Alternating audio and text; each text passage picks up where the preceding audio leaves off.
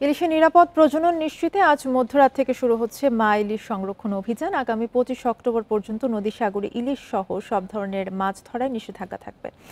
Bundle থাকলে প্রতি সেনমানিতে টাকা বাঁচবে। বিকাশ সেনমানি বান্ডেল কিনে জিতুন প্রতি লেনদেনে। বিষয়ে লক্ষ্মীপুর থেকে জানাবেন সহকর্মী আব্বাস হোসেন। আব্বাস, আজকে থেকেই কিন্তু মধ্যরাত থেকে শুরু হচ্ছে মা ইলিশ সংরক্ষণ অভিযান।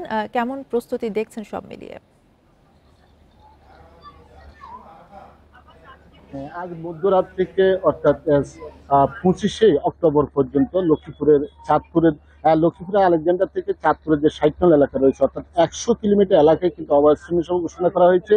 এই অভয়াশ্রমের সময় কিন্তু মৎস্য প্রজনন এবং যে মা ইলিশ রক্ষায় অভিযান শুরু করা হবে, এমনটি আমরা এই যে মধুচৌধুরী ঘাটে এসে দেখতে পেয়েছি। এখন আমরা যেখানে রয়েছে লক্ষ্মীপুরের মধুচৌধুরী ঘাট, এখানে আমরা দেখেছি অনেক জেলে তারা তাদের নৌকা নিয়ে তারা অলরেডি সাগর থেকে বা নদী থেকে তারা ঘাটে অবস্থান নিয়েছেন। তারা তাদের জাল এবং অন্যান্য যে সরঞ্জাম আছে সেগুলো তারা কিন্তু ঘাটে তুলছেন এবং তারা সেগুলা ঠিকঠাক করছেন, এমনটি আমরা দেখেছি। এর বাইরেও কিন্তু আমরা মৎস্য বিভাগ বা কোস্টগার্ড এবং নৌ পুলিশের যে সমন্বয়ের যে অভিযান সেটি তারা ইতিমধ্যে প্রস্তুতি নেওয়ার জন্য তারা কাজ শুরু করেছেন।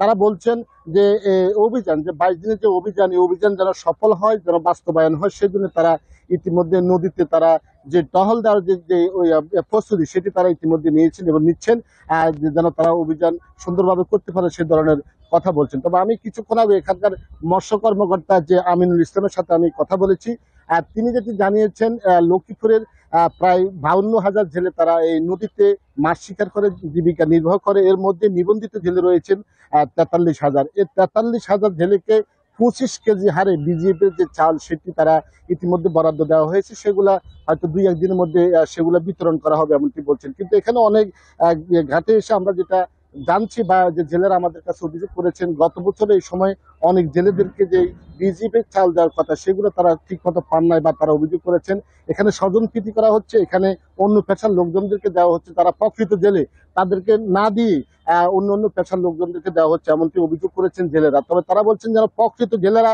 যেন এই বিজিএফ এর চাল পায় সেটি তারা আহ্বান করছেন।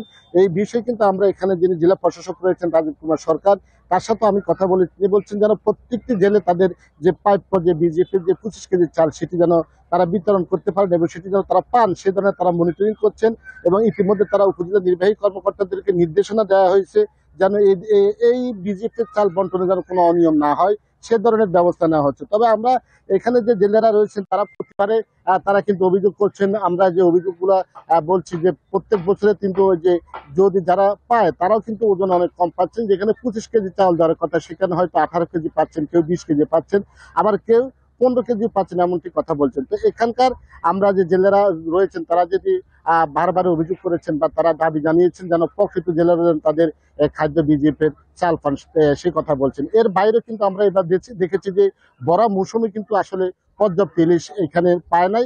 জেলেরা তারা কাঙ্ক্ষিত যে ইলিশ সেটি পাওয়ার কথা সেটি তারা পাচ্ছেন না, অর্থাৎ নদীতে ডুবোচ্ছার দিকে ওঠার কারণে বা সাগর থেকে মাছ না ওঠার কারণে মূলত এবার যে কাঙ্ক্ষিত ইলিশ সেটি তারা পায় না। এর মধ্যে আবার এই অভিযান 22 দিনের অভিযান, অর্থাৎ অভিযান তারা বাস্তবায়নের আইন শৃঙ্খলা সরকারের যে বাস্তবায়ন সেটি তারা মেনে নিচ্ছেন। পাশাপাশি তারা বলছেন যে বিজেপি যে চালগুলো যেন বন্টন করা হয় সঠিকভাবে সে আহ্বান জানিয়েছেন। তবে এই 22 দিনের অভিযানের জন্য কোস্টগার্ড, নৌ পুলিশ এবং স্থানীয় প্রশাসন এবং মৎস্য বিভাগ তারা প্রস্তুতি নিচ্ছেন। জি, ধন্যবাদ আপনাকে। আব্বাস হোসেন জানাচ্ছিলেন লক্ষ্মীপুর থেকে।